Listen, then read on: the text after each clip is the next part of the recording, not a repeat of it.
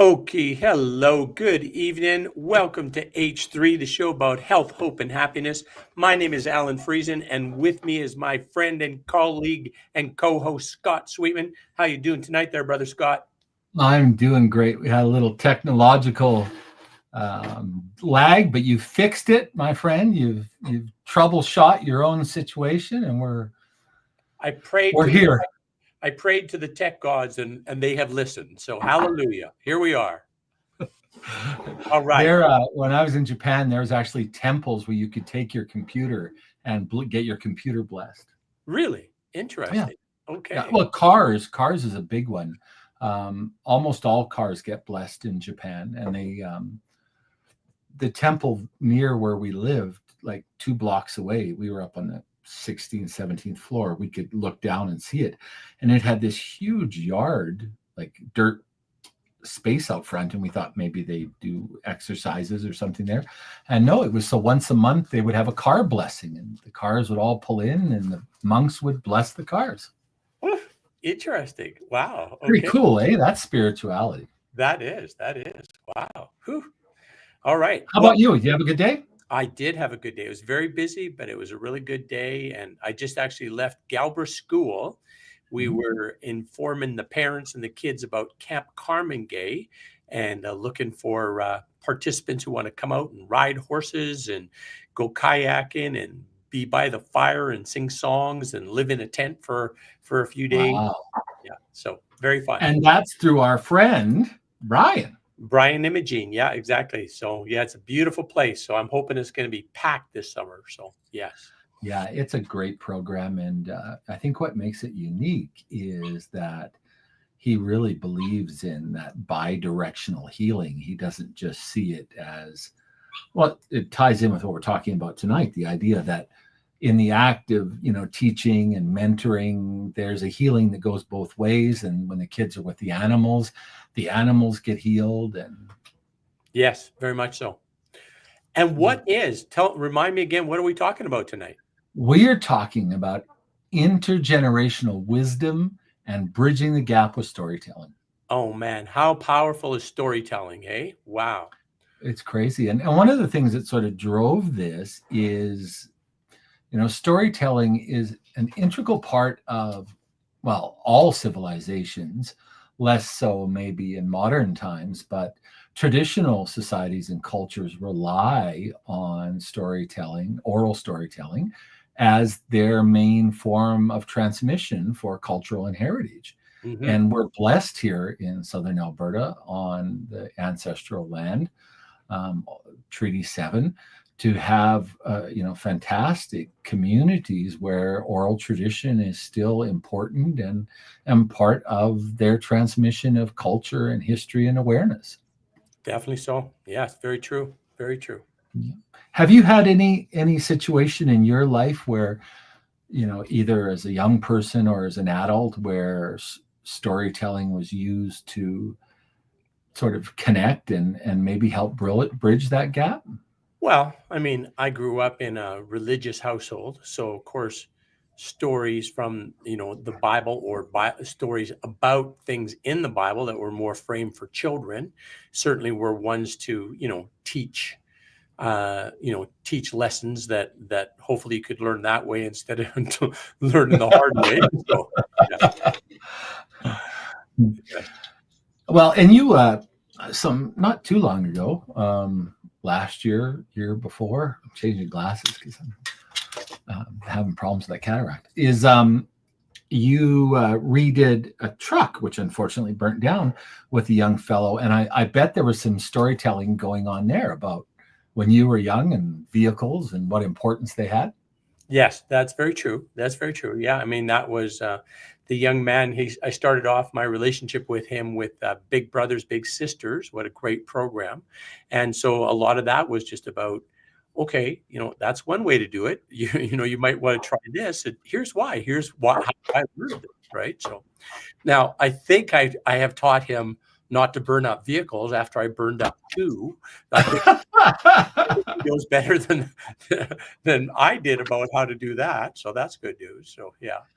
But that experience, that not to do things. I know I don't know why, one of our neighbors here, I mean, I live in suburban Lethbridge. One of our neighbors, I was driving by and he was out roping the transformer box. And although I grew up on a working ranch, and one of the things that we learned was how to rope cattle when we would, Like need he was lassoing the transformer box? Yeah, he was out in his driveway, and he was doing pretty good. Like somebody had obviously, and he had a proper lariat.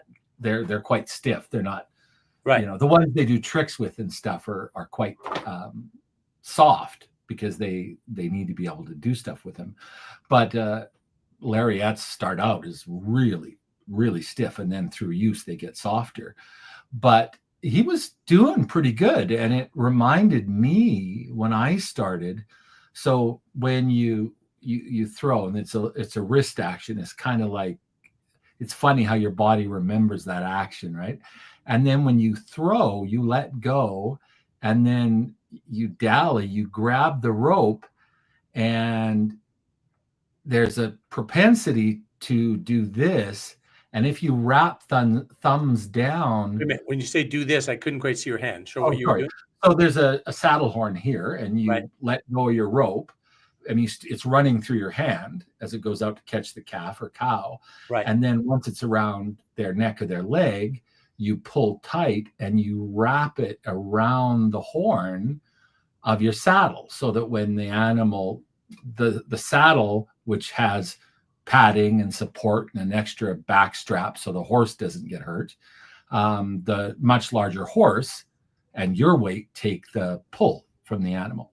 Yeah. But if you're not careful, and because you throw like this, when you let go, if you get excited and you wrap this way, I don't know if you can see me around the horn, when the rope goes taut at power, like there's a 150-pound calf at the end, it just pops your thumb off. It just goes whoop. And that's it. You have no thumb. And that's a story that a lot of older ropers always tell younger people. Thumbs up, whatever happens, thumbs up. And there's always some great stories about how they meet an old cowboy with no thumbs, and how you could tell that they were long time cow hand and things. And I used to love those stories as I was a kid, because Dale, oh my goodness, what was Dale's name? This is 40 years ago.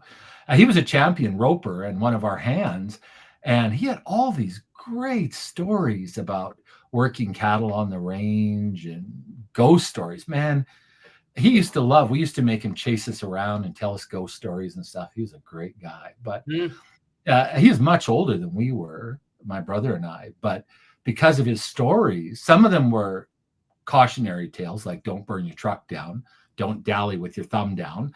But some of them were just to build that connection, right? He kind of looked scary when you first saw him. Like, he was a gruff old cowboy, and he spoke kind of funny, and he chewed and spit a lot. And, but the stories created that bridge. Pretty impressive stuff. Beautiful. Yeah, great. So what I thought we could talk about tonight is how stories are being brought back. When I went looking, there was a bunch of articles from this year and late last year on programs that government, NGOs, communities are using, not just to bridge the gap, but to improve mental health. Okay, sure. Yeah, makes sense. Yeah. So, and make more memorable lessons as well, right? Make something that you could relate to, like your story about not dallying with your thumbs down. Okay, I've never heard this before because I'm not a cowboy, but I will remember that forever, right? And and when I see some old cowboy with no thumb, I'll say, "Oh, tell me about that." yeah, well, I saw one come off. Ooh. One, maybe two, in front of me.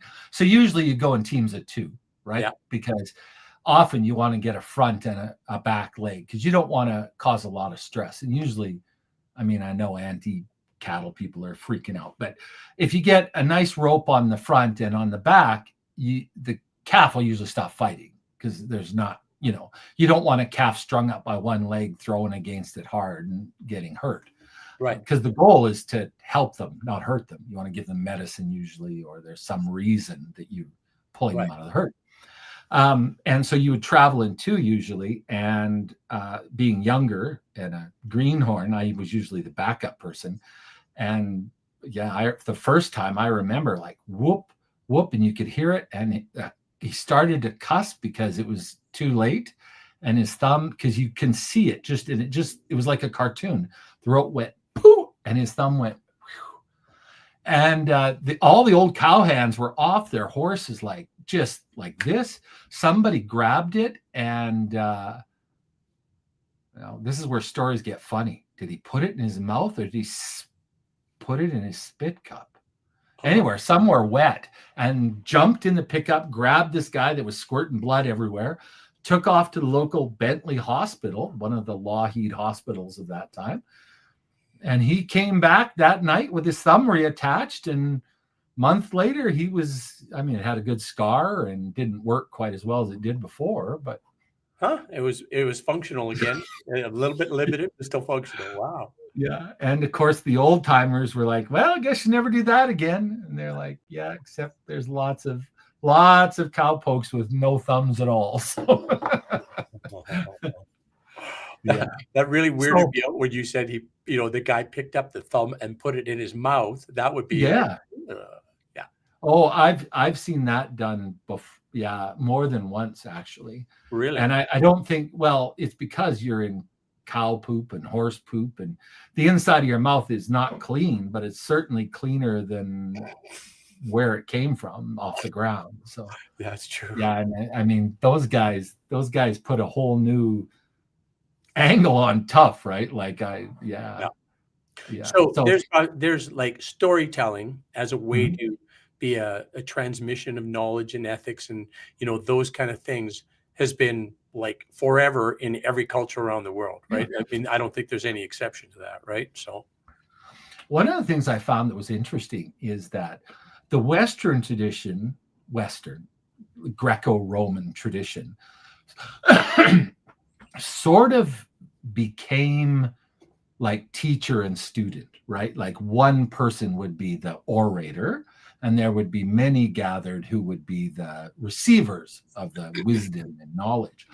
But when I was researching this, I ran into indigenous communities where that dynamic was not the same. And I've never seen it. Maybe you have. I know you have been, with your indigenous friends and at a lot of activities, but where the story is ongoing and everyone is the storyteller. Everyone there is part of the story.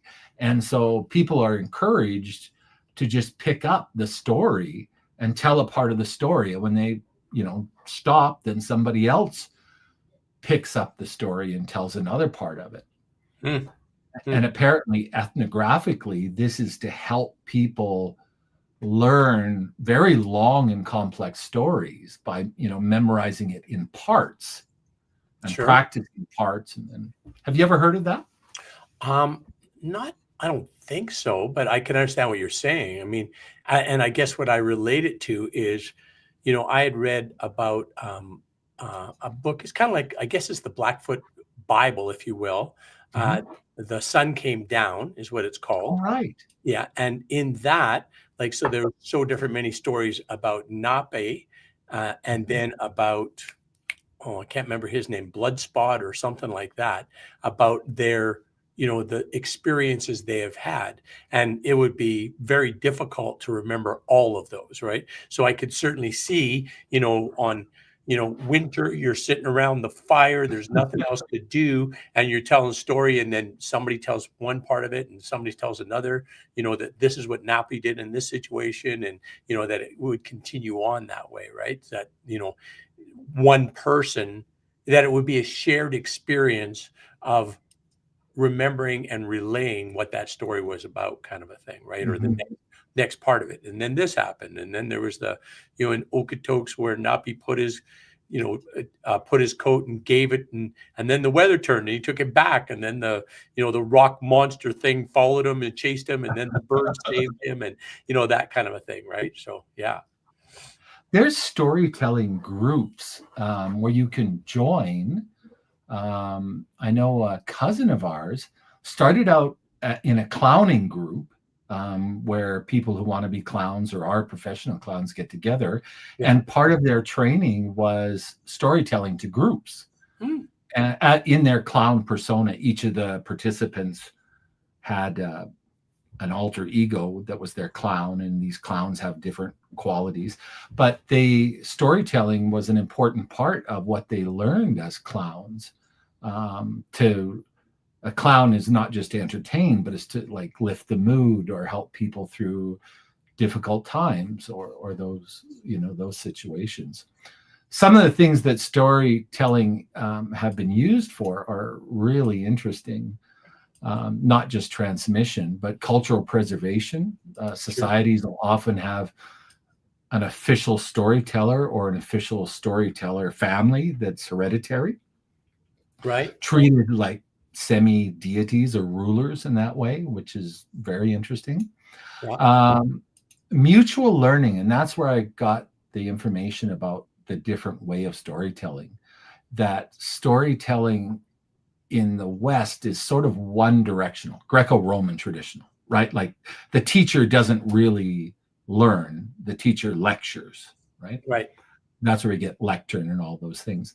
But the mutual learning where the elders benefit from a renewed sense of purpose.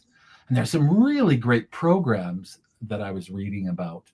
One called the Passion Project. And that's where they took students and paired them with seniors in a lodge, and they took turns telling each other stories. The seniors would tell stories to their youth partner, and then their youth partner would tell stories to the senior. Cool. Yeah. I was familiar with this is in Southern Alberta as well, a similar sort of a thing, but it was more the direction from the senior to the student, right? And for the student, it was an opportunity to learn. I mean, we've all, a senior over their years have learned, how many experiences, like thousands and thousands and thousands of experiences. And then when you're, 15 years old, you've had 500 experiences, right? So, that I'm making those numbers up. Of course, there's no. Yeah, we're not going to fact check those later. Don't fact check that. Take our word at it. Yeah, exactly. Yeah. Yes. Yeah.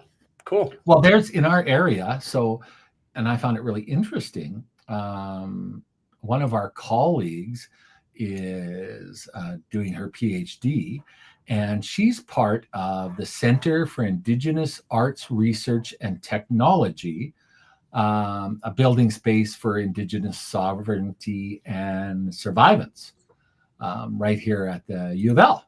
And it's a worldwide organization. They have pods. They're called pods, and part of that, there's elders associated with each pod, and part of their responsibility is to share stories and cultural insight and language of their culture with young people or outsiders to help transmit that culture in a traditional way and add the power of technology and modern communication and research to it.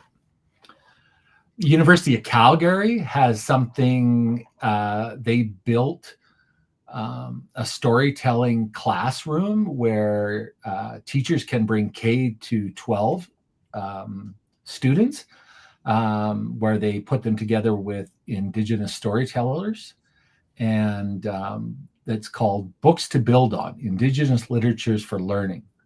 They have 250 resources from the Treaty 7 lands, or the people encompassed by that.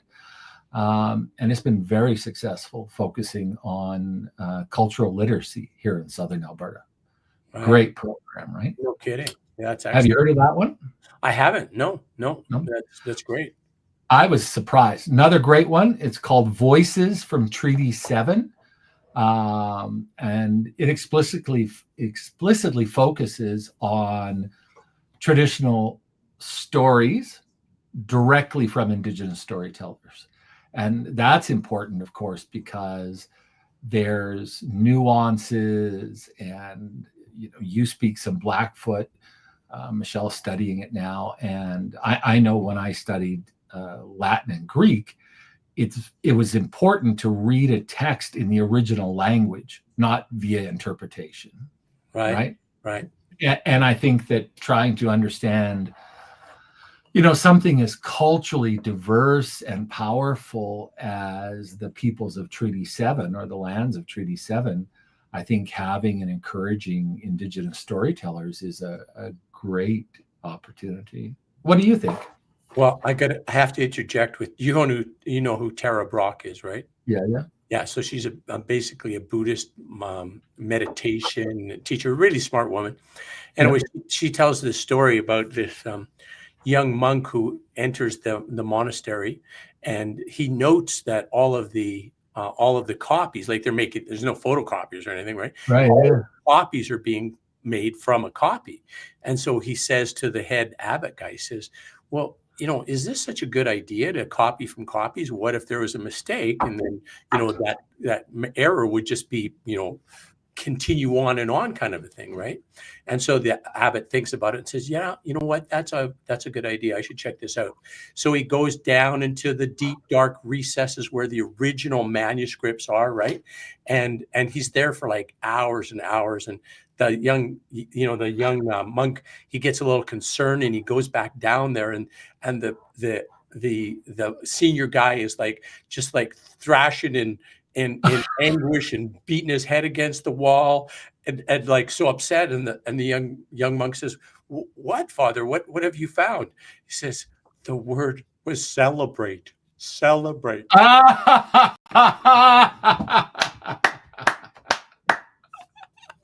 Oh, Yeah, I can see that would cause some stress.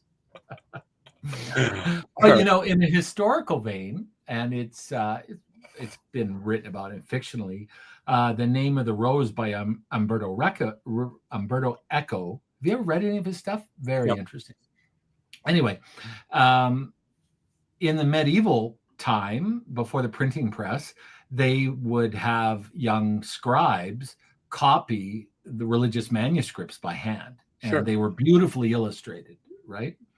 But there was a lot of dissension in the church, and some of these young artists would sneak in little commentaries, visual commentaries, or off-color jokes or humors in the illustration. So if you look at them, there'll be what looks like the Pope, but then you'll notice at the very subtly drawn in a little tail, like a monkey's tail under his robes, or some rather graphic body parts that have been snuck into bigger pictures. And that was a case where the copying was an entertainment for these young monks that, as you say, they were abstinent, and they were locked up in these monasteries, and not all of them agreed. A lot of them were Greek slaves, for example, that were brought in, and they wanted to add a little bit to the story of their own feelings. Not as fun as your joke. That's a good one. I'll remember that one. So another one that I thought was really interesting. Have you ever heard of Okosi? Okay, Masai. It's a theater production in Calgary. And I think it's still ongoing, but it's put on by members of Treaty 7. And it's a theater production that has storytelling, dancing, singing, elements of the powwow. And it reflects on intergenerational trauma and of colonization. And it's part of the desire for reconciliation, and the belief that young people maybe don't understand what it was really like for those people. But through, storytelling and through sharing of songs, that the hope is that younger Aboriginal people in the community will get a better understanding in context, and that people from outside the community will develop not only an understanding, but see commonality and sympathy and move closer to reconciliation. Beautiful. I haven't heard of that one specifically, but I was at a Rotary event, and there was a group of young Indigenous people that had a similar sort of a one where they had like a play with dance and with a lot of imagery with it, with the same purpose to kind of express, as an example, when kids were pulled out of their homes and put in residential schools and what that was like, and that kind of a thing. And it was very dramatic and very well done. Yeah, it was extremely powerful. Yeah. I just, when you look at it, and I know that social media is really popular and you get a dopamine hit, but the story quality is very low. I mean, how much story can you get in 30 seconds? How much flavor and character? But interestingly, and I know that you've watched one or two, is that in the last 5 years, 8 years, Korean dramas have become very popular. And they're traditionally extremely long, like very long episode numbers. And like 16 or 17. Usually the episodes would be almost an hour long each. Yeah. And heavy focus on character development, right? Like, so, on a lot of North American shows, especially the 30-minute ones, which after you take the commercials out are like 18 minutes, there'll be 3 storylines. Like the detectives will arrest a drug dealer, and one of the cops will fall in love, and the mayor will get a hate letter or something threatening their lives. And one of the appeals, and Korean dramas have now become a worldwide phenomenon, is that they adhered to a much more traditional style of storytelling, where it wasn't rushed, and the process was the important part, right? Right. An art But form recently they've been bought out because of their. Sorry, go ahead. I just said an art form where, like, it's not just to get it done. It's to fully express the characters and the emotions and yeah. Beautiful. And what happened at first is, of course, Netflix and the big corporations went in and said, "Oh, we want to buy that. Make season 2." And the writers were like, "There is no season 2. Everything that the story started and the story finished, right? That's the story." And there was this cultural banging of heads, like, well, you can't do that. The first one was seen by millions. The second season is going to be a huge hit. We'll make a ton of money. Just write another season. And the authors were like, "Yeah, but the story's done." Like, there was this whole confusion over, they couldn't just write the story to add more. Like, they had a story and they told it. Yeah. And so what happened is a lot of studios just took over control, and it's become sort of a backlash now. They shortened down the number of episodes. They shortened the time of the episodes. They have introduced more fragmented plot lining. And now you start to see season 2 and season 3 to cash in on this trend, which of course is taking it away from what made it popular as a story. Yeah, sure. No, makes sense. Do you watch a lot of movies, a lot of fiction? You know what? I do not. As you know, I was recently on some very long plane rides. Yeah. I watched very long. Yes. I watched more movies there and back from India than I've watched in the last, 5 years. I watched a bunch of them. If I can just share one real quick. There was one. Did I tell you this about 104 Not Out? Did I tell you this story? A little bit, but I'd like to hear more. It fits right in with what we're talking about. Oh, yeah. What a beautiful story. there's this gentleman, he's 104 years old, and he's, vibrant and alive and connects with people. And just like, he'll see somebody on the sidewalk and that's a 3-hour adventure to, learn from him, and that kind of a thing. Right. And he's got this dour 75-year-old son. So the 104-year-old says he wants to beat the world record for the longest man alive. And he was saying it's this Korean gentleman who lived to be 118, who was very strong and vibrant. Says, but it's crucial that I be around people who are, young and vibrant in their thought and their actions. And so he threatened the son, the 75-year-old, to put the 75-year-old into an old folks home. The 104 is going to put the 75-year-old in an old folks home. What a beautiful movie. It was just so, yeah, it was lovely. Yeah. I want to see it. I'm going to see if I can find it. Now I thought about it the last time, and then I've been really busy. My boss is so driving. And for those of you who don't know, I work for Alan, so that was an inside joke. But he's a great guy to work for. But I really want to see that. And it brings up, when I was doing the research for this, about the mental health benefit to seniors, and storytelling, and having somebody that actually wants to hear what they say, like reduces anxiety, produces more oxytocin, so the drugs they need go down, depression goes down.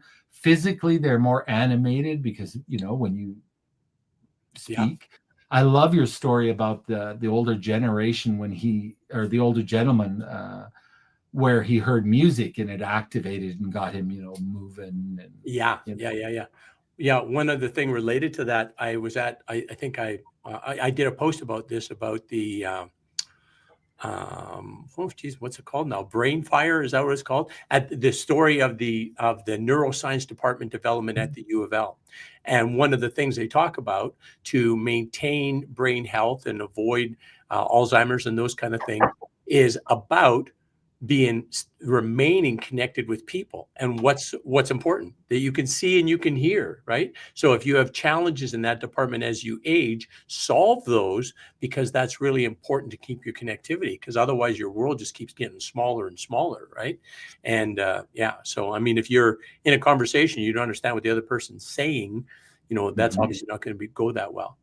Scott, we're over time, but do we have a we're 32 minutes. Yeah, we can wrap it up, man.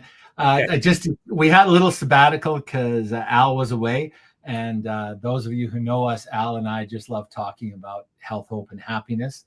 And but we'll rein it in. I did mention to Al, and we'll talk about it more, about maybe seeing if we can Al's got some friends that are incredible storytellers from our Indigenous community here, and maybe we can get them in to talk to us sometime. That is a great idea. Love it. Yeah. Share a little bit of a story. And as you know, our sad attempts at sharing do make quite a journey out there once we release them. And it would be nice to send some genuine Blackfoot stories out into the airways. That is a beautiful idea, and both of us know who we need to contact about that. Yep. We're very lucky. Take us home, Brother Scott. Thank you from my very good friend Alan Friesen, the acapellist, and somebody who tells great stories, and who I look forward to many more years of sharing stories with him and with you. Come back next Thursday and we'll be here. Get a Matson. Keep well. Thanks, everyone.